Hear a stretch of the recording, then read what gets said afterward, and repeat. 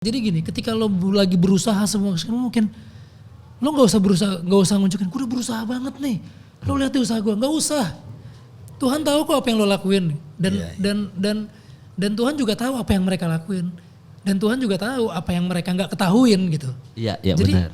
Jadi ya itu memang kita harus bersyukur terus gitu. Iya. Kadang mungkin kita nggak luck di sini, belum. Tapi di kehidupan kita punya luck yang lebih besar gitu. Iya.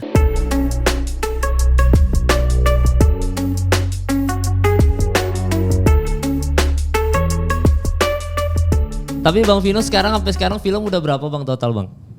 Agak deket Bang kalau boleh Bang mikrofonnya, Pak Charles juga. Siap-siap, terima kasih. Berapa ya kalau? Udah berapa film total ya? Bang ya? 20-an kali ya.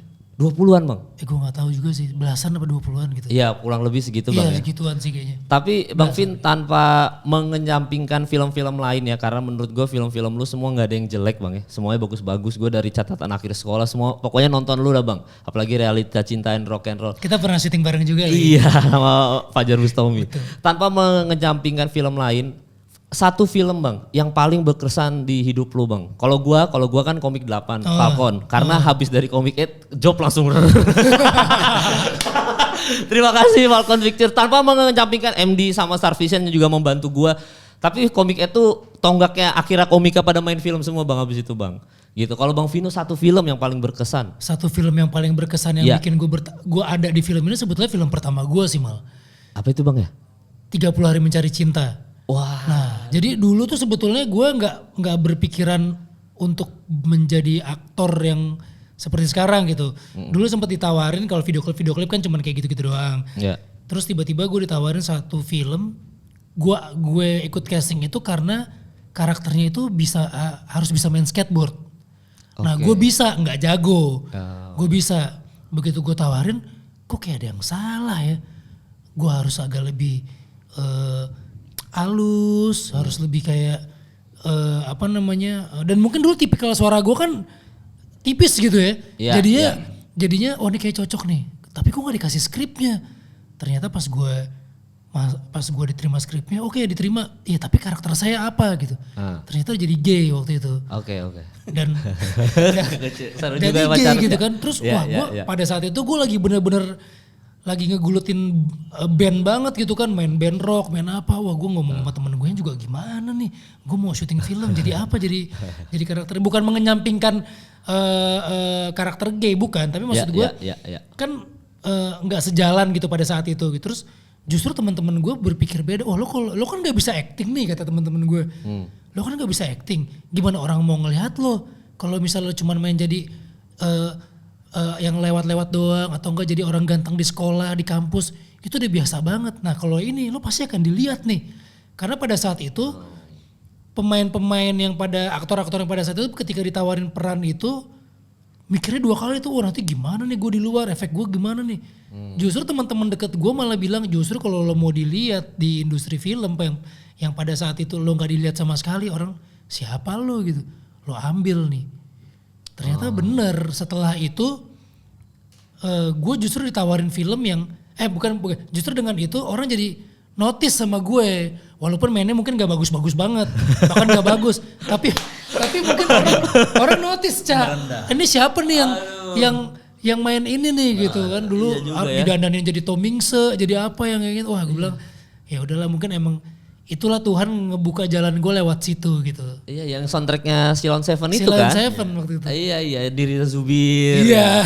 Oh iya Bang Vino ada baru ya? Pertama tuh Nirina baru pertama kali syuting. Oh itu dapat itu casting kah Bang atau tiba-tiba ini oke nih ajak aja gitu? Jadi gue sempet waktu itu PH-nya tuh namanya Rex Cinema. Oke. Gue syuting, gue tuh ikutan video klip waktu itu di situ. Terus akhirnya gue disuruh casting nih. Karakternya main skateboard. Gue udah bawa papan skateboard tuh. Sampai sana kok gue gak disuruh main skateboard gitu. Malah gue dikomenin terus. Jangan begini, kamu terlalu model gitu. Kamu terlalu tegap, badannya terlalu ini gitu. Ini apa sih sebenarnya gitu. Ya udah pas dikasih skripnya. Ternyata tulisannya jadi cowok feminim gitu. Feminin. Iya mau nggak mau bang. Tapi memang itu harus paling dilihat emang karakter-karakter yang menantang di perfilman pasti langsung zeret melejit. Justru itu gitu rezekinya mungkin dibukanya dengan cara itu karena kayaknya orang pada melihat pada saat itu banyak banget aktor yang takut banget kayaknya ngambil karakter-karakter itu. Ya, Dulu ya. yang meledak banget Tora karena film Arisan kan. Iya. Nah baru gue. Cuman kalau Tora ininya gue mungkin versi supportingnya gitu. Oke. Film kedua Bang Vino apa ya bang? Catatan akhir sekolah. Oh langsung. Langsung Itu ya. Ya udah habis itu jalannya enak ya itu tuh. maksud gue itu gitu. Maksudnya gue gak pernah ngeset untuk jadi peran utama, jadi peran supporting. Maksudnya gue bisa main di layar lebar aja. Karena gue suka nonton film. Tapi gue berharap ketika gue main film tuh gue kayak film-film yang dulu gue diajak nonton sama bokap gue, film cowboy, film kungfu. Ternyata main film gak segampang itu Mal. Iya. Dan langsung Mas Anung lagi. Di era Mas Anung lagi prime-nya itu. Mas Anung. Iya, Mas Anung tuh film kedua. Iya benar. Catatan akhir sekolah gue juga film kedua. Dan langsung box office, langsung satu film itu langsung zeret, udah langsung satu Catatan Indonesia. akhir sekolah mah gak box office kali. Box office bang. Gue orang Kalimantan bang, nyampe bang. Nyampe gitu. ke situ ya? Nyampe bang. Iya, karena itu anak-anak sekolah jadi kayak nempel banget, jadi sekolah-sekolah bikin ekskul film. Iya, Gitu. dan itu era gua sekolah jadi relate. Dan gua ngefans banget sampai sekarang sama Mbak Joana. Berarti lo sekolah, lo SMA tuh waktu itu? Antara itu tahun berapa ya catatan aksi sekolah? Pokoknya lo SMA, gue masih SMP deh kalau nggak salah. Jadi mundur ke belakang ya. Saya lebih tua ya, saya Benjamin Button. Iya. Kalau Pak Charles tuh film pertama apa Pak? Film pertamanya judulnya Rasa. Yang main Christian Sugiono sama Pevita Pierce sama Wulan Guritno. Wah, Christian Sugiono ada tuh di catatan akhir sekolah tuh. Itu tahun berapa Pak Charles? 2010 ya, 2009-2010. Oke, 2009-2010 ya. Dan itu Pevita di situ masih Baru banget. Baru ya? Iya. Kecuali Christian Sugiono ya? Iya, dia baru ada satu film yang syuting di luar negeri itu loh. Apa ya waktu itu Pevita syuting di luar negeri ya? Iya. Iya ada sih, ada lupa tapi maaf ya Mbak Pevita. Lupa. Iya, jadi itu ya film pertama ini Pak Charles ya. Tapi Pak Bapak total tuh film 6 ya udah garap ya sekarang ya? Total 6 ya? Sama yang hari ini Yang kodrat ya? 7. 7. Yang Jangan paling bapak dong Mal. ya habis gimana biar respect gitu Bang. Tuan lo Mal. Wah, enggak. Kayaknya biar nanti kalau di calling sama sutradara pacaran kan Pak gitu. Bang Vin jadi harus sopan gitu. Tapi kalau ini Pak Charles maksudnya Sobat Ambyar kan yang paling kita udah tahu lah, maksudnya yang paling bahkan sampai semua orang, semua kalangan tuh nonton film itu gitu. Sobat Ambyar itu maksudnya ide awalnya itu apakah maksudnya Pak Charles juga ikut nonton atau ditawarin orang ini ada nih pasti potensi box office nih gitu? Saya ini bahkan bukan Sobat Ambyar, saya tuh Kompoters. Jadi zaman Mas Didi zaman dulu ngetop dengan Solo Balapan, stasiun Solo Balapan tuh saya udah ngefans. Nah, cuman memang ide pertama pada saat untuk bikin Sobat Ambyar datang dari Bagus Bramanti. Penulis dari Pabrik Fiksi yang akhirnya ikut syuting sebagai sutradara bareng saya. Karena dia memang tinggalnya sekarang di Solo, dia juga wong Jawa lah, pokoknya dia jauh lebih ngerti dengan budaya Jawa dibandingkan saya. Ya. Gitu. Jadi kayak sekarang nih, saya lagi ngobrol sama Mo Sidik untuk bikin sesuatu yang urusannya ada Sundanya, karena dia sangat lebih Sunda dari saya. Jadi buat saya berkolaborasi itu adalah sebuah kesenangan karena yang harus jadi jagoan kan filmnya. Nah jadi di Sobat Ambyar itu Bagus yang punya ide awal, dia ikut menyutradarai dan menulis skenario bersama Gia Reksi. Cuman saya memang tahu Didi Kempot dan memang viralnya dia dari Synchronized Fest itu memang jadi sesuatu yang fenomena yang saya juga baca dan tahu. Iya, emang dari situ udah langsung viral sih, viral banget sih. Dan berarti ya habis ini mau film yang bikin film yang rada Sunda-Sundaan gitu. Mudah-mudahan jika rezekinya ada, Amin. Tuhan Amin berkenan, Pak, amin Pak. Sama Mo Sidik pengen nyoba bikin sesuatu. Nah, Bang Vino Batak-Batakan, udah tuh. Bang Vino pernah main film Batak tuh, apa yang sama Boris? Toba Dreams gitu. Mungkin nanti semua culture budaya tuh Pak. Amin. Ya kan? Tapi kalau misalkan di film yang sekarang nih ya, yang Kodrat ini Pak Charles ya, ini kan termasuk film horor pertamanya Bang Vino juga ya. Karena memang Bang Vino selama ini belum pernah main film horor dan sama Mbak Marsha juga pemeran utama baru ini gitu. tantangannya apa tuh Pak menggarap film ini Pak? Ini kan Bang Vino nawarinnya dulu deh, nawarinnya gimana ke Bang Vino? Bang ini film horor nih gitu. Ya, salah satu tantangannya adalah nawarinnya. Iya pasti, berdua lagi satu paket. Soalnya dia ini sangat milih. Ya. Dia sangat concern dengan apa yang dia ambil. Gue takut Cak main film horor beneran. Jadi meyakinkan Vino itu skenario kita mulai tulis dari 2016 selesai di 2017-an. Menawarkan Vino dan Marsha untuk baca di sekitar 2018-an gitu ya. Tapi memang waktu itu schedule-nya Vino penuh. Nggak ada salahnya. Dikit juga nggak ada. Ya. Nggak ada ya. Lo kok jadi curhat sih? Dikit juga nggak ada. Nah jadi begitu kita dengan beberapa waktu yang berjalan, kita coba nyari beberapa opsi lain. Ya. Tapi memang mungkin hati masih terpaut dengan yang satu ini. Lalu datanglah kondisi pandemi. Semua PH kan stop di dunia bahkan sekalipun. Ya. Jadi begitu semua stop, gue malah ngomong sama produser gue Linda Gozali kakak gue. Gue bilang ini kalau orang pada nggak syuting kan berarti Vino schedule-nya kosong ya. Jadi gitu. cari celahnya gitu. Cari celahnya pandemi Iya, ya. dan bener lagi. Iya. Yuk, kita kejar Vino sekarang. Dia pasti lagi nggak ada schedule saya bilang.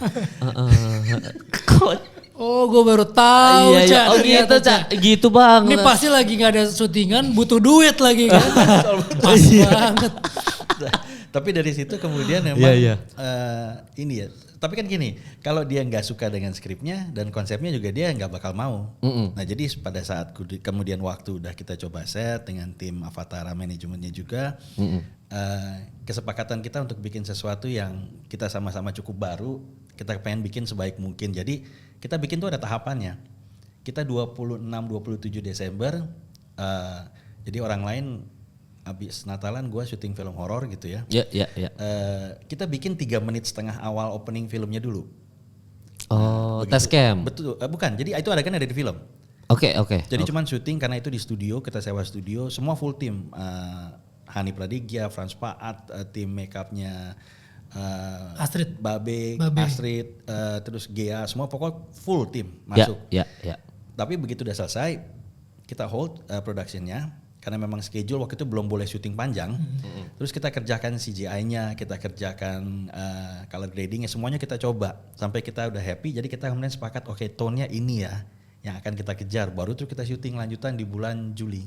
Oh jauh ya? Iya. Di luar memang film ini periodik ya. Di luar film ini periodik gitu. Iya jauh ya, maksudnya dari Natal, habis Natal kan?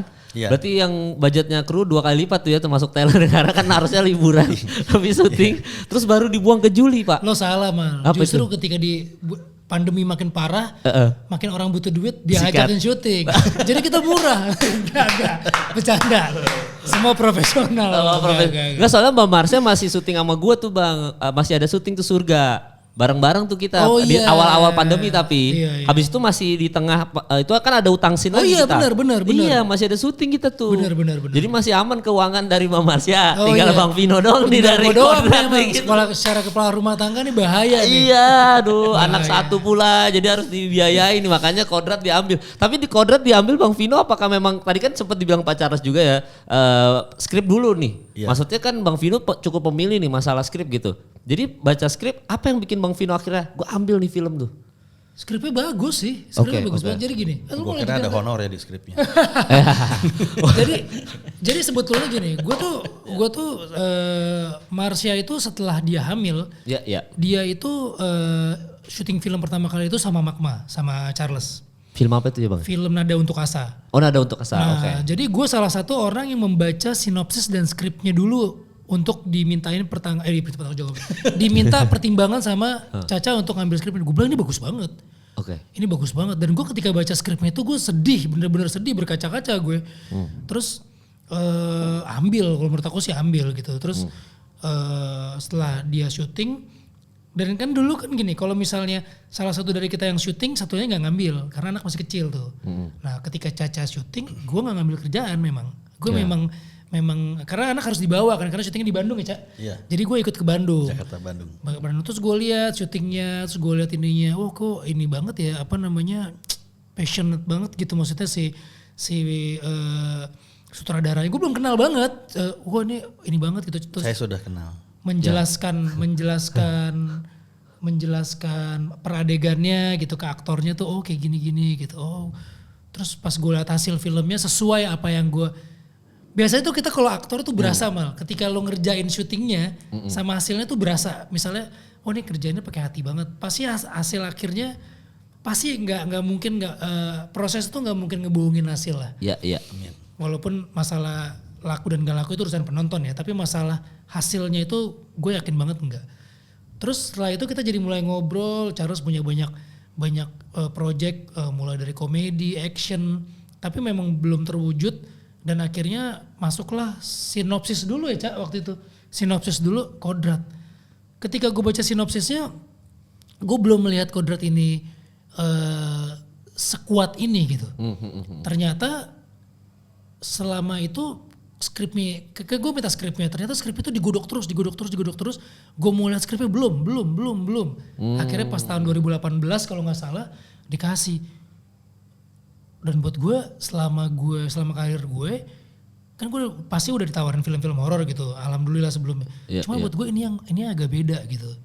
Ini agak sesuatu yang beda. Ya bedanya seperti apa ya nanti kita bisa nonton filmnya, tapi buat gue gini.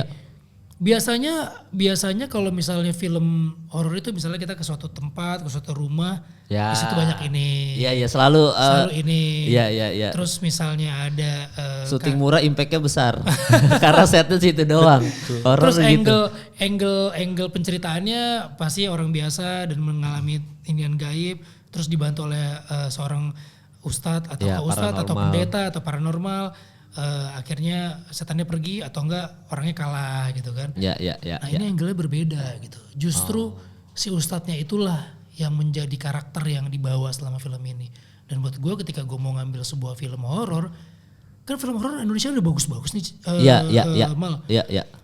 Apa namanya udah keren-keren. Nah apa yang bisa ketika orang gue pertama kali main film, orang mau ngelirik nih. Mungkin karakternya itu.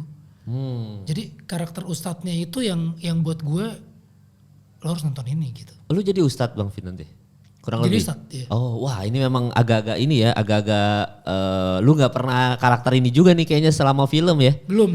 Iya makanya jadi menarik banget buat di ini. Soalnya kan lu kan tadi bilang sempet gini Bang, lu menolak semua film-film horor gitu. Itu alasannya apa? Menolaknya itu bukan karena gue gak suka sama skripnya juga, mungkin karena schedule-nya nggak bisa, ini nggak bisa. Schedule. Iya pasti Pak, udah kita ngerti sih Pak. Tapi memang ketika baca ini ada pendekatan yang beda gitu. Pendekatan yang bedanya dalam arti skripnya ini bukan cuman kuat di horornya, tapi di dramanya tuh buat gue kuat banget gitu. Karena gue udah nonton Sobat Ambyar, gue udah nonton Nada Untuk Asa, dan buat gue ketika horor digarap dengan drama yang kuat, pasti akan punya kekuatan yang lebih gitu. Iya. Di Netflix tuh ada yang terkenal banget, judulnya kalau harusnya Pak Charles juga tahu, Haunting of Hill House. Pak Charles nonton nggak?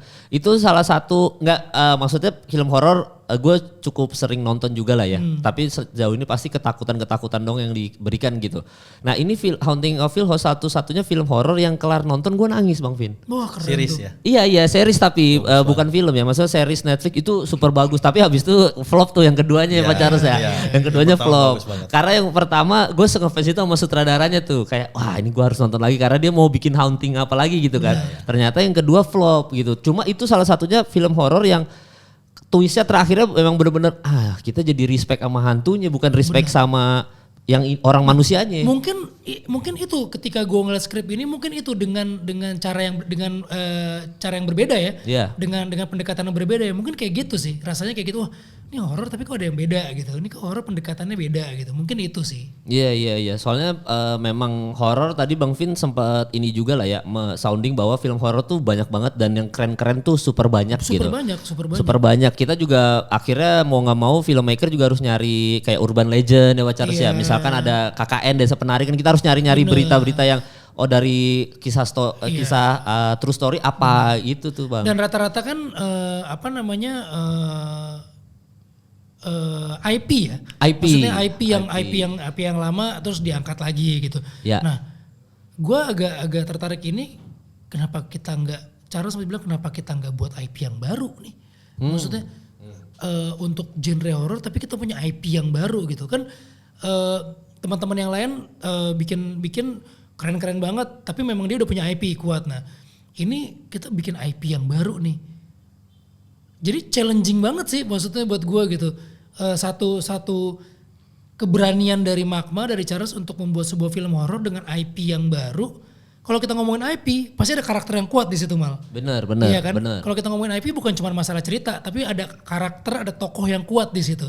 Iya. Nah, ini yang buat gue salah satu, ini Kodrat ini bisa jadi suatu IP. Iya, karena kalau karakternya nggak kuat nggak bisa jadi sequel, nggak bisa 2, ketiga, nggak bisa jadi universe yang lebih jauh lagi. Jadi memang karakter harus kuat. Kayak Surga aja deh yang gua main deh Bang Vin, Surga yang tadi rindukan. Maksudnya Fedi Nuril ya as a karakter udah kuat, jadi mau sampai 3 pun ya maksudnya enak-enak aja kan. IP-nya udah kuat, udah IP-nya udah kuat, jadi mungkin Kodrat juga ada potensi gitu Pak Charles ya mungkin ya.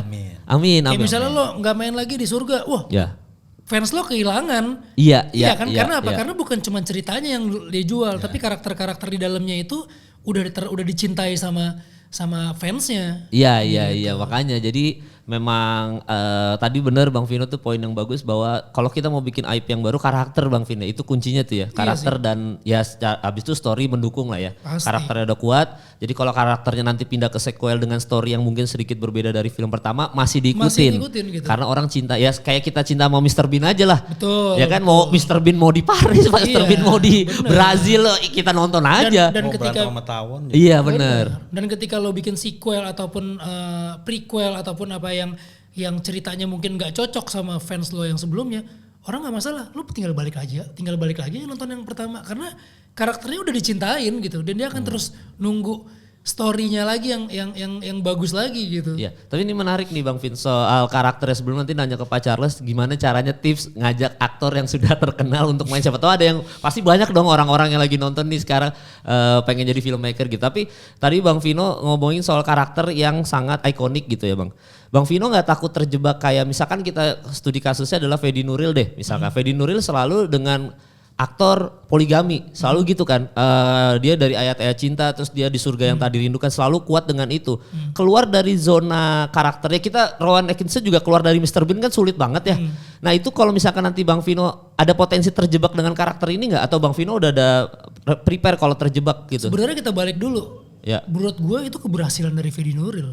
Iya benar. Ketika dia bisa memerankan karakter Pras ya. Iya Pras. Gue sampai hafal. Sama Fahri. Bahkan Pras sama Fahri gitu. Iya.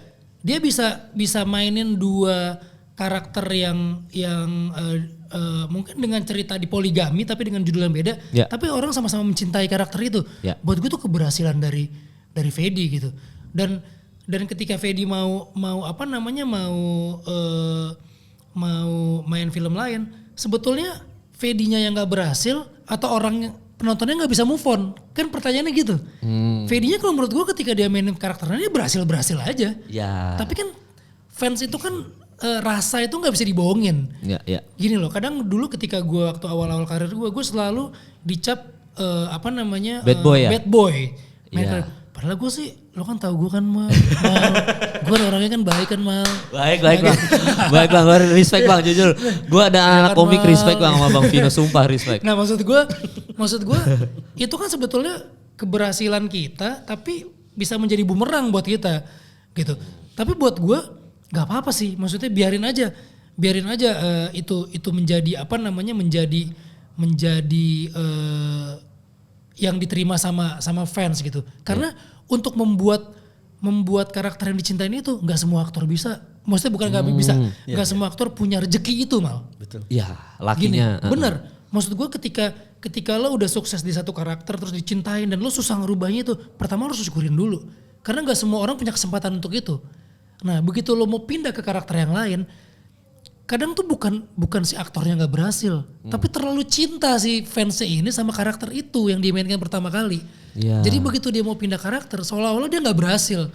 Padahal sebenarnya emang fans dia, keberadaan dia di dunia entertainment ini di film itu, fans yang pertama kali dia grab adalah orang yang ini. Yeah. Jadi ketika dia mau pindah ke karakter yang lain, dia harus membuat fans baru yang bukan itu gitu. Nah, gue mengalami itu kok. Gue mengalami apa yang diinin Fedi gitu. Jadi setelah gue main karakter-karakter kayak di Catatan Akhir Sekolah, Riatil Catatan Cinta dan Rock and Roll, Raditya Jani, begitu gue masuk ke karakter yang beda, orang tuh mengkritik bahwa gue nggak sebagus yang main di situ, nggak sebagusnya itu, karena emang orang terlalu mencintai itu. Tapi buat gue nggak apa-apa. Justru gue hantam dengan hal-hal yang mereka nggak suka. Gue hantam dengan hal-hal yang mereka nggak cinta gitu. Tapi lama-lama mereka akan berpikir sendiri gitu. Oh iya ya, maksudnya aktor itu kan dinamis, karakter itu dinamis gitu. Ya. Pada satu titik mereka akan menerima itu gitu. Walaupun tetap masih banyak yang kangen, gue main kayak di ini, kangen kayak gitu. Tapi menurut gue itu sih sebetulnya jalan yang udah dikasih gitu sama Tuhan. Dan ini bukan cuma buat aktor loh. Sutradara juga gitu pasti. Ketika lo udah sukses nih bikin action, iya nggak? Nah ntar lo bisa nanya nih, dia sukses banget nih bikin action. Begitu dia pindah genre, apakah langsung bisa diterima kayak gitu aja? Belum tentu. Apakah dia berhasil? Berhasil. Tapi kok fansnya nggak ngikut? Karena fans yang dia ciptakan pertama kali melihat, yang tertanam di orang melihat sosok itu pertama kali adalah action. Gitu. Misalnya kayak Iko, Joe. Dia udah ini di action. Ketika dia main film lain yang bukan action, apakah dia nggak bagus? Bagus. Tapi orang udah terlalu cinta sama dia di action. Kalau dia nggak ngelihat gerakan itu, orang kayaknya nggak resep lah kalau orang bilang kayak gitu. Iya benar. Kita lihat Ernest Prakasa aja bang, paling gampang lah. Ernest keluar dari zona nyamannya di Teka-Teki Tika, tapi kan jumlah penonton nggak sebanyak dia main bikin film komedi kan. Bener. Tapi memang semua orang emang harus keluar dari comfort zone. Lu keluar comfort zone pertama kali film apa bang ya, Bang Vino ya? Setelah yang Bad Boy ini, maksudnya yang karakter Bad Boy ini apa filmnya bang? Yang pertama langsung drama, ingat ya bang? Apa ya? Tapi emang lu berhasil sih bang. Coba lu ntar Charles dulu, gue pikirin dulu. Iya boleh deh. Tampan Taylor. Iya. Oh Tampan Taylor ya? Tampan Taylor ya benar Tampan Taylor. Wah berubah langsung tuh Pak. Iya bener. Langsung drastis sih. Tampan Taylor. Dari Bad Boy jadi bokap-bokap itu ya? Karena sebenarnya gini, bukannya aktornya itu nggak mau berubah. Kalau gue ya, tapi kesempatan itu kan nggak segampang itu mal untuk mempercayain ke misalnya gini, ketika Charles menawarin gue jadi ustadz gitu, pasti kan kalau misalnya gue dulu mainnya masih di role yang sama, pasti kan orang juga berhati-hati gitu untuk menawarkan karakter yang lain gitu. Karena bisa masalah lo sebenarnya mampu atau enggak. Terus kedua, fans lo masih anak muda nih. Apakah lo bisa dapetin ketika gue begini, gue bisa nge-grab fans yang baru gitu. Itu kan faktor, bukan cuma sekedar faktor bisa atau enggak, tapi faktor bisnis juga. Dari produser bisnis, dan itu sangat dimaklumi. Dimaklumi sih menurut gue. Harus gitu sih. Memang aktor tuh ujian terberatnya adalah gimana caranya tetap mempertahankan fans walaupun karakter berbeda-beda. Makanya gitu. Respect tertinggi untuk Bang Reza Radian, itu perjalanan sulit untuk bisa tetap banyak film tapi orang tetap ngikut film-filmnya Bang Reza tuh PR banget gitu. Itu keren, pencapaian keren. Cuma Pak Charles tadi kan gue mau sempat nanya tuh Pak yang masalah tentang gimana caranya nawarin Bang Vino. Kan tadi Bang Vino juga bilang bahwa film pilih-pilih dan ini baru pertama kali kerjasama, dan Pak Charles juga termasuk sutradara baru lah ya maksudnya. Nah itu gimana cara nawarinnya Pak? Apakah kita tuh apa sih yang kita harus persiapkan dulu gitu? Apakah yang dipersiapkan itu dulu skripnya, kematangan skrip? Atau link-linknya dulu nih siapa nih teman-teman terdekat aktornya nih atau gimana sih Pak? Kalau jawaban yang agak-agak, iya. Deketin dulu istrinya.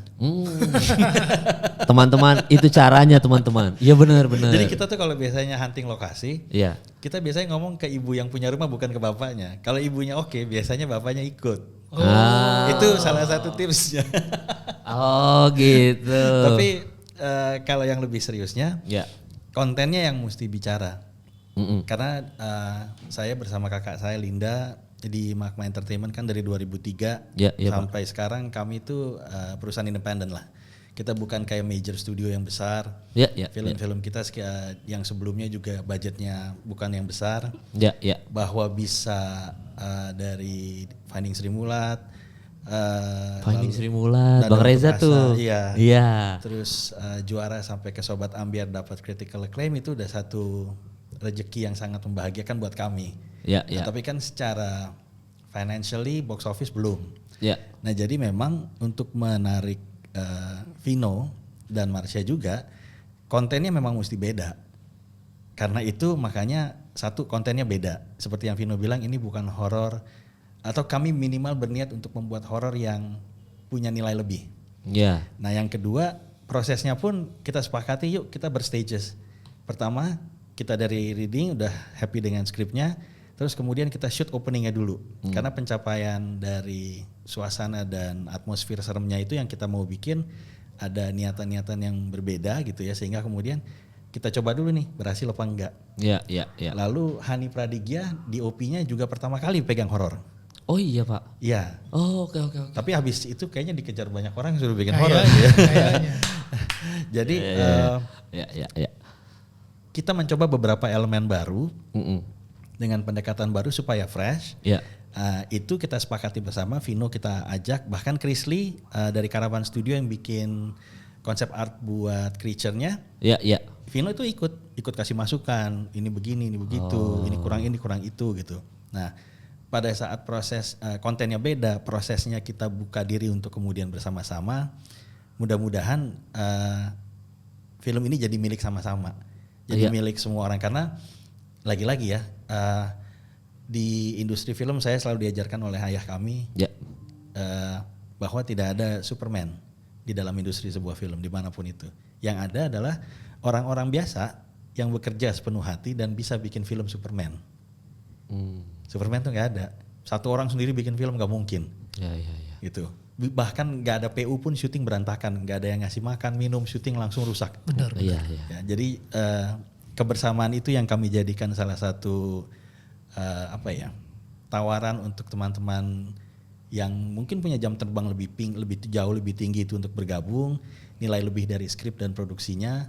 Mudah-mudahan hal ini semua nyampe dan ditangkap penontonnya sehingga Kodrat menjadi salah satu film horor yang bisa ada di dalam hati para penonton film horor Indonesia. Pada saat kita tuh kalau ditanya apa sih harapannya, saya sama co-director saya Imron Aikayu selalu bilang harapan kami pada saat orang Indonesia nanti ngomong film horor apa yang buat kalian berkesan. Horor Kodrat jadi salah satu di antaranya. Iya. Kodrat. Soalnya kalau ditanya paling berkesan nih, kalau waktu itu pernah bikin konten juga sama teman-teman gue nih Pak, soal film horor paling berkesan di Indonesia. Gue jawabnya Bangsal 13 kalau gue. Luna Maya dia yang main. Itu nggak, gue susah move on. Tapi kalau yang si anak-anak yang lain, teman-teman yang lain jawabnya ada yang Keramat. Karena susah banget keluar dari euforia itu. Nah Kodrat ada potensi itu insya Allah ya Pak ya. Mudah-mudahan. Apa Pak yang itu tadi kan sempat juga dibahas bahwa ini adalah film horor yang berbeda. Tadi Bang Vino ini bahas sedikit lah. Apa sih Pak maksudnya bedanya itu di mana sih? Ini spoiler nggak kalau bahas bedanya nih atau enggak? Sedikit saya coba ya. Ya coba deh, jangan nggak spoiler deh. Jadi kayak begini, salah satu pendekatannya aja. Ya. Kita cukup sangat berusaha keras bersama teman-teman dari promo dan publishing untuk kemudian membranding bahwa Kodrat ini adalah film horor. Karena biasanya film horor judulnya Keramat, Kuntilanak, gitu ya. Genderuwo. Jadi horor villainnya kan yang disebut. Kodrat ini kan satu nama Ustadz Rukiahnya.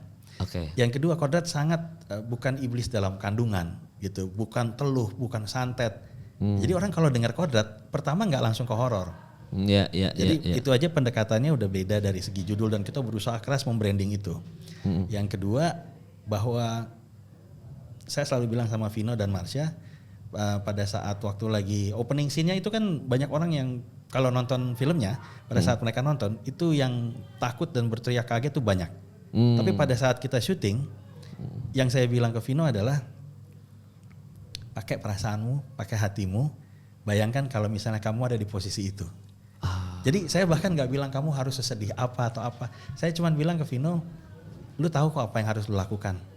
Saya diskusi sama Mas Yayu juga bilang, Yayu Unru. Ada main? Dia jadi acting coach-nya tim Kodrat. Gila, acting coach-nya Mas Yayu. Gila, oke nih. Iya benar-benar. Pengen memang mencoba memberi yang terbaik. Lalu dia juga bilang, Vino dia tahu kok apa yang harus dia lakukan. Oke. Nah dan pendekatannya juga ini saya cuma bilang ke Vino pakai hati aja dan scene opening itu ternyata memang bisa banyak ini ya menangkap hati orang-orang yang melihat.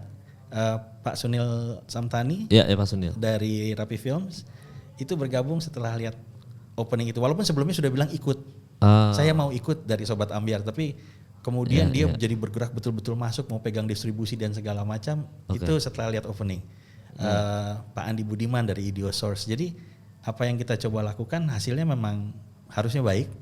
Karena akhirnya yang ada sekarang ini adalah gabungan dari kebersamaan yang memang kemudian kita coba lakukan dari awal itu. Ya. Nah, yang terakhir mungkin yang bisa saya sampaikan adalah film ini juga punya journey karakter yang jelas dari karakter utamanya Ustadz Kodrat. Jadi lagi-lagi yang seperti Vino tadi bilang, bukan hanya menemukan satu rumah, benda atau apapun entitas yang kemudian dihantui, tetapi justru karakternya sendiri, pencarian jati dirinya, itu yang akan kemudian semakin membuat penonton tuh, karena kalau misalnya bikin action gitu ya, kita kalau nggak peduli sama karakter jagoannya, dia mau ketusuk pun kita biasa. Kita cuma lihat wah darahnya banyak gitu, atau wah luka darahnya nggak banyak, atau gerakannya bagus. Tapi begitu kita peduli sama karakter yang sedang berkelahi, dia lecet dikit aja kita teriak, karena kita nggak mau dia terluka, kita nggak mau dia kalah, gitu. Kita mau dia yang menang. Jadi itu yang salah satu kita coba taruh di film Kodrat. Terinfluensa sama apa Pak pas bikin film ini, kan soalnya IP baru nih. Pasti Pak Charles banyak nonton film horor. Apa yang menginfluence Pak Charles bikin Kodrat nih? Karena memang bicara soal seorang Ustadz Ruqyah, kita sempat bersama beberapa teman itu pergi mencari berbagai referensi. Jadi kejadian Ruqyah atau kondisi kemasukan yang banyak di sekitar kita jadi salah satu referensi bahan yang memang dipakai oleh para penulisnya. Nah, tetapi kalau ditanya referensi menonton, ya saya suka salah satu film horor yang saya suka itu The Exorcist. Filmnya William Friedkin zaman yang dulu, yang awal. Ya kalau kita nonton sekarang sebenarnya nggak begitu serem ternyata. Kalau sekarang ditonton ya, yang serem cuma yang pas dia ceweknya kepalanya kebalik itu kan. Iya. Tapi bagaimana mereka membuat suasana menakutkannya, menegangkannya. Saya juga suka The Omen. Saya suka The Eye yang filmnya Pang Brothers. Wah, The Omen itu Saya suka Conjuring yang pertama terutama. Iya pasti Pak. Nah, jadi beberapa elemen itu pasti menyatu sih di sini dan jadi satu hal. Kayak kemarin pas lagi komen di YouTube-nya XX1, ada yang bilang, ini film horor religi jadi ingat film Willy Dawson sama Raja Emma tahun 90-an. Judulnya Pernikahan Berdarah. Saya terus terang pas bikin film ini nggak mikirin pernikahan berdarah sama sekali. Tapi itu adalah film ayah saya. Bapak gua tuh yang bikin. Jadi memang secara itu horor, Cak? Iya, horor. Sutradaranya almarhum Toro Margens. Jadi mungkin secara subliminal itu di kepala gua memang ada. Gitu, tanpa gua padahal bikin ini kita nggak ingat sama sekali, nggak mikirin itu. Tapi itu salah satu film bokap yang gua suka. Dan mungkin Willy Dawson main horor ya cuman itu satu-satunya. Satu-satunya ya, tuh makanya itu orang ada yang bilang begitu, gue bilang, keren banget nih, ada yang nyambung ke sana. Gue baru tahu juga tuh. Iya. Oh tapi kalau misalkan tadi Pak Charles bilang ada terinspirasi Conjuring, berarti apakah point of view-nya hampir sama tuh kan? Kalau Conjuring ngambilnya dari pendetanya kan? Dari siapa sih yang suami istri ini? Ada gitunya tuh berarti ya? Bisa jadi. Kurang lebih. Bisa jadi, walaupun sebenarnya kalau kata kami Conjuring 1 tuh yang paling gue inget, yang waktu itu begitu keluar dari bioskop gue suka, selain soal tepuk tangan itu ya, yang 3 kali tepuk tangan. Aduh itu anjing sih itu. Tapi bahwa pada saat endingnya kekuatan jahat itu dikalahkan oleh hati, karena kan si orang yang kemasukan itu diingatkan kembali akan anak-anaknya yang akan dia kehilangan kalau dia tidak bisa kembali sebagai seorang ibu. Iya benar. Itu gue bilang, ini film horor ini ya penyelesaiannya dia pakai hati ya, pakai hearts gitu. Nah itu yang paling gue ingat dari Conjuring yang waktu itu saat itu kemudian jadi gue bilang kita coba yuk bikin ke arah sini gitu loh. Bahwa kemudian ada kedekatan dengan karakter si dua orang. Apa itu namanya tuh? Paranormalnya. Suami istri ini. Ya saya rasa itu ada di banyak film sih kalau misalnya mengangkat Ustadz Ruqyah atau Pembasmi. Betul. Sebenarnya karakter-karakter film horor ini kan udah banyak banget ya malah. Ya, maksudnya di luar negeri aja tuh udah banyak banget. Iya benar. Yang ngangkat soal eksorsisme aja dari zaman gue belum lahir aja tuh itu udah ada gitu. Setuju. Terus masalah terus di Indonesia aja film horor kita adalah salah satu penonton terbesar bukan cuma saat ini. Dari zaman dulu budaya penonton kita itu udah horor gitu. Pop culture itu di Indonesia. Iya, kita nyebutnya itu pop culture ya. Pop culture udah. Jadi kayak Susana itu kan sebetulnya besar sekali gitu namanya di Indonesia horor itu. Jadi kalau gue rasa ketika kita mau buat film horor ini pasti banyak secara quote unquote langsung gak langsung pasti tanpa kita sadari tuh kita udah terinspirasi sama banyak hal, sama perjalanan hidup kita juga, sama pengalaman kita juga. Dan gue rasa teman-teman filmmaker horor yang lain pun juga seperti itu. Tanpa dia sadarin sudah terinspirasi, sudah teracuni dalam kata kasarnya dari film-film yang dia tonton dari kecil dari ini. Nah, sama hal juga dengan Kodrat gitu. Banyak elemen-elemen yang kalau misalnya mau disama-samain ya ada aja filmnya. Tapi buat gue bukan itu sih, bukan ke situ. Tapi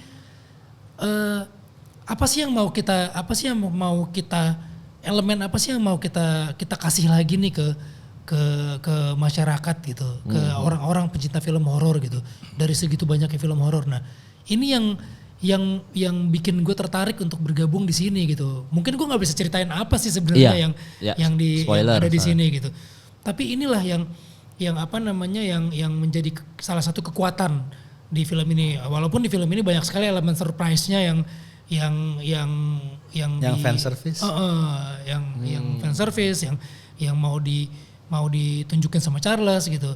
Dan bukan cuman gue aja yang tiba-tiba oke nih, tapi dengan Marsha bergabung di sini, Marsha juga walaupun kita suami istri, tapi dia punya idealis yang beda sama gue, punya idealisnya masing-masing. Tapi begitu dia bergabung di sini, berarti gue sempat mikir, oh dia tertarik nih untuk di sini. Berarti dia melihat skrip ini juga sesuatu yang beda gitu. Iya. Karena kan gue nggak bisa maksain kayak aku main di sini nih, kamu harus ikut ya. Atau enggak dia udah duluan di sini, gue udah di sini, kamu harus ikut ya, enggak. Tapi ada sesuatu yang dari point of view-nya kita masing-masing bahwa ini ada sesuatu yang menarik gitu loh. Kalau misalnya kita ngomong yang beda, itu subjektif sih. Nanti ketika orang nonton pasti akan melihat perbedaannya mana. Tapi kalau buat gue sesuatu yang menarik yang belum pernah gue temuin di skrip yang datang ke gue misalnya kayak gitu. Iya. Soalnya ngajak Marlina pembunuh dalam 4 babak susah banget emang. Waduh itu film, makanya PR banget tuh Pak Charles nge-direct Marlina pembunuh dalam 4 babak. Hilang kepala kita Pak.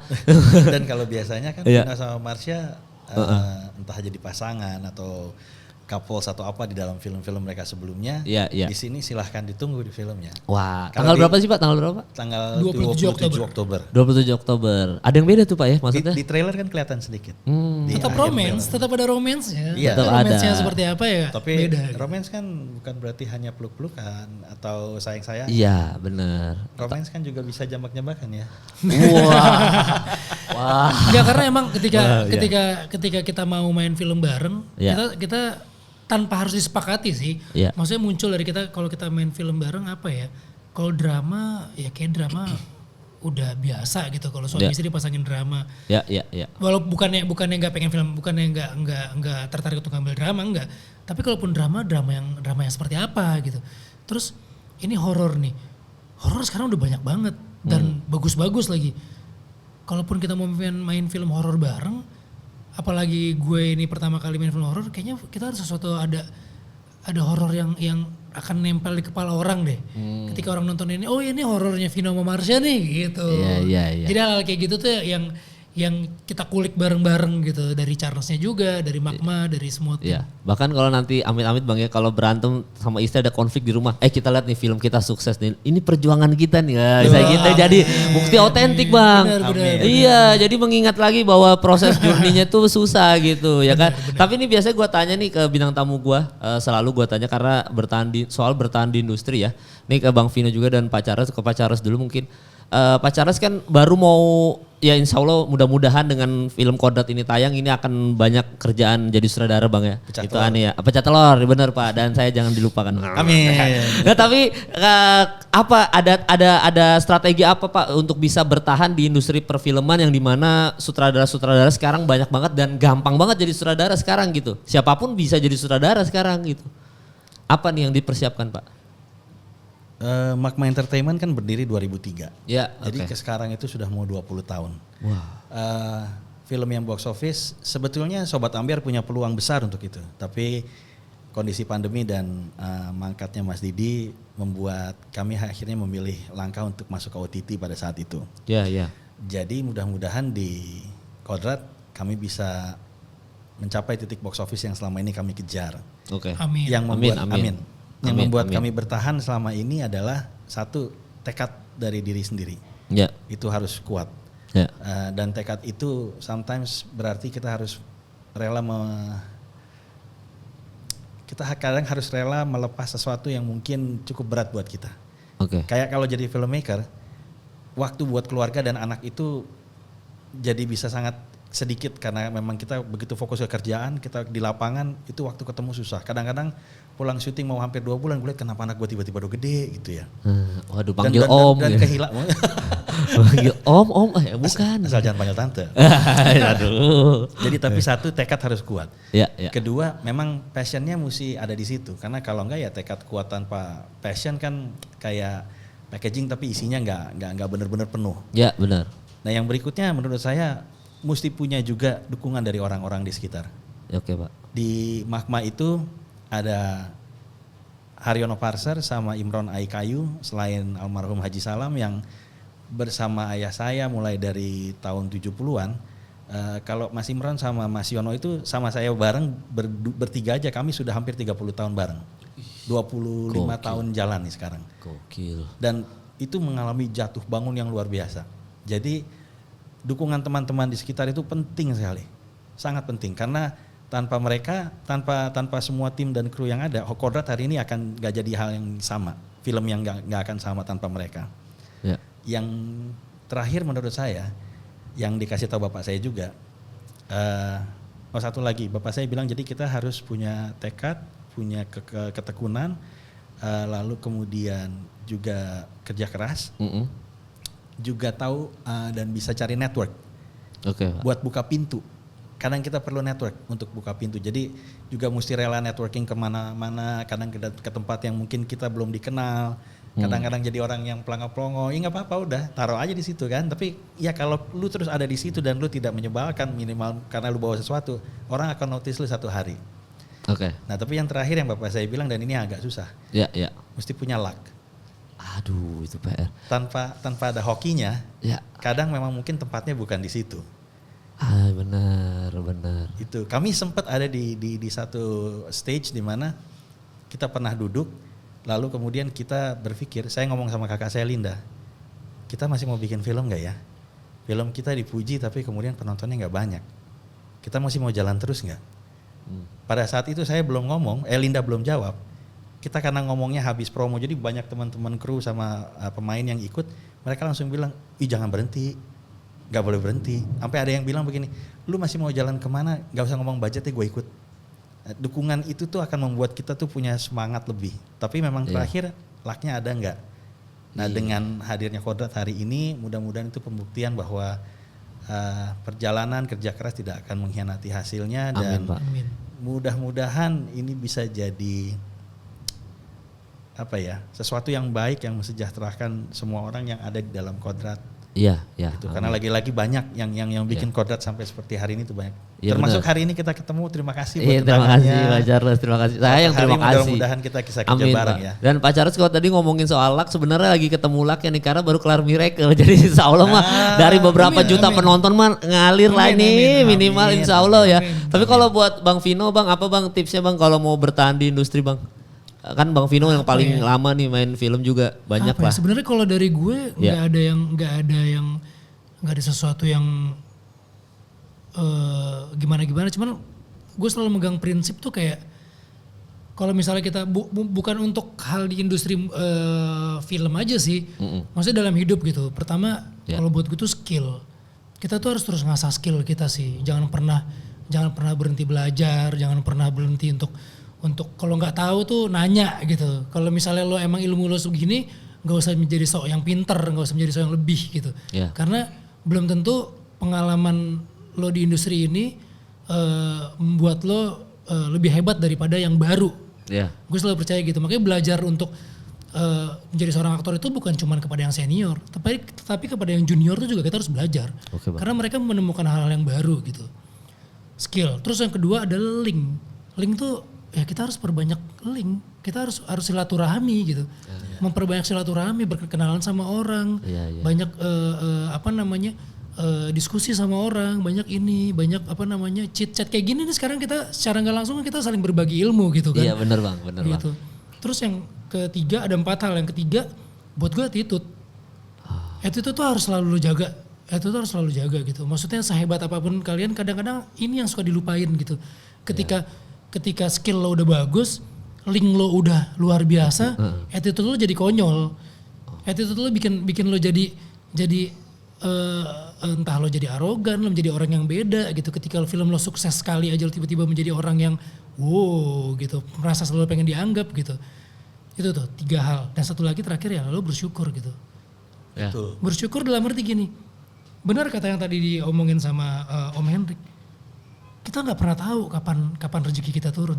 Tapi apapun yang terjadi pada saat itu, kita syukurin aja gitu. Dengan kita bersyukur, Tuhan itu nggak tidur gitu.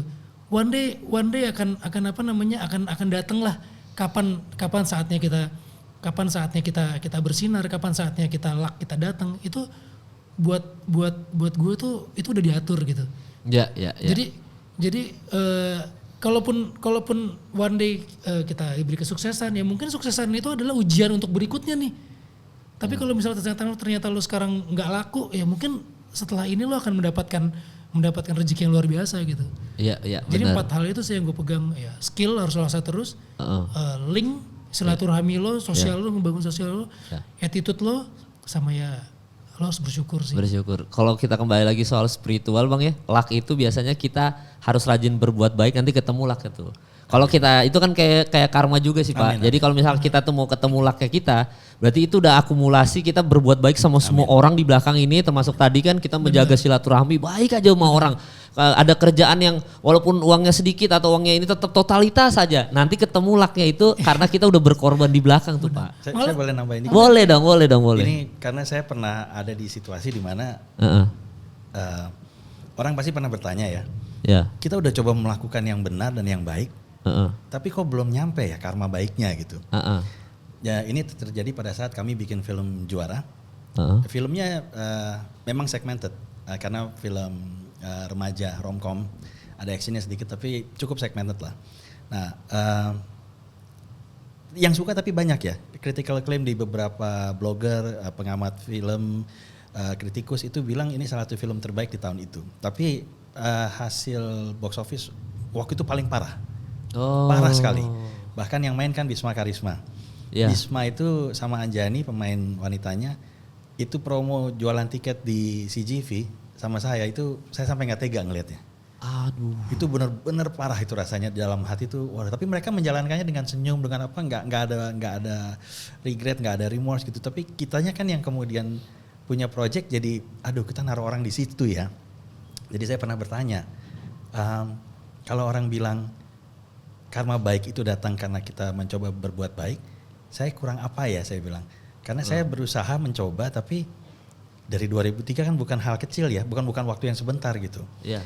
Lalu ada yang ngasih tahu saya begini, dia bilang gini, lu kalau lihatnya satu sisi dari sekarang, iya filmnya nggak berhasil, company-mu kemudian mengalami kerugian besar, iya. Tapi dia bilang coba deh lihat dari sudut pandang yang lain. Kan yang ikut diproduksi itu bukan cuma lu ya. Bisa jadi loh pada saat itu ada orang atau kru yang lagi nggak punya kerjaan terus berdoa Tuhan, saya kepengen punya kerja, lalu kemudian lu ngajak dia bikin film. Petir. Langsung bunyi petir. Iya langsung tuh. Itu dijabah. Itu dijabah Pak. Kan hujan itu rezeki. Amin. Iya. Jadi saya dikasih tahu itu bahwa kemudian ada orang yang bilang saya kepengen dong punya film, lalu kemudian kita tiba-tiba memberi kesempatan. Apapun hasil akhirnya, berbahagialah dan bersyukurlah. Untuk saat itu kamu sudah menjadi jawaban dari doa orang lain. Saya asli nggak bisa ngomong pada saat gue dikasih tahu itu. Gue langsung bilang oh iya selama ini mungkin jadi gue sombong ya, cuman ngelihat dari sudut pandang gue gitu, cuman mengharapkan apa yang gue mau dan lupa untuk bersyukur. Benar. Jadi bersyukur itu memang sangat penting. Biar ditambah terus nikmat. Iya, dan balik lagi ke kodrat gitu. Dari omongan Charles itu kita kayak ngambil satu ini ya, kalau dalam Islam itu kayak Tuhan mengetahui apa yang tidak kamu ketahui. Iya. Jadi dan Tuhan mengetahui apa yang mereka tidak ketahui. Iya. Dan itu penting banget. Itu selalu gue pegang banget. Jadi gini, ketika lo lagi berusaha semua mungkin Lo nggak usah nunjukin, gue udah berusaha banget nih. Lo lihat usaha gue, nggak usah. Tuhan tahu kok apa yang lo lakuin dan Tuhan juga tahu apa yang mereka lakuin dan Tuhan juga tahu apa yang mereka nggak ketahuin gitu. Iya, benar. Jadi ya itu memang kita harus bersyukur terus gitu. Iya. Kadang mungkin kita nggak luck di sini, belum. Tapi di kehidupan kita punya luck yang lebih besar gitu. Iya. Gitu. Iya dan bisa mungkin gitu. luck kita ketika kita bikin film ini kita nggak sukses misalnya, tapi ada kru kita yang dengan film ini punya luck yang besar, dia bisa ngidupin anaknya, sekolahin anaknya, dan itu Tuhan tahu itu gitu maksud gue. Iya. Kalau kita mau balikin ke kodrat ya, maksud gue seperti gitu. penonton juga belum tahu benar apa yang ada di dalam kodrat saat menonton. Iya. Wah itu dalam banget ya. Experience-nya nanti silahkan ditunggu di bioskop. 27 Oktober ya? 27 Oktober. Jangan lupa teman-teman nonton Kodrat 27 Oktober. Ini tadi film horor pertamanya Bang Vino bersama dengan istri Marsha Timothy. Dan ini mereka berdua peran utama juga dua-duanya. Jadi jangan lupa ditonton 27 Oktober dan semoga sukses ya Pak ya. Amin. Semoga sukses. Tetap harus totalitas. Intinya Pak Charles jangan menyerah bikin film. Bang Vino juga main film terus. Tetap stay baik, humble. Gue juga semoga tidak menyerah untuk lanjut konten ini terus sampai ratusan ribuan episode. Ya udah kalau begitu sampai ketemu di episode selanjutnya. Sukses buat film Kodrat. Sehat-sehat Pak Charles, Bang Vino, sukses semua buat semuanya. Sampai ketemu di episode selanjutnya.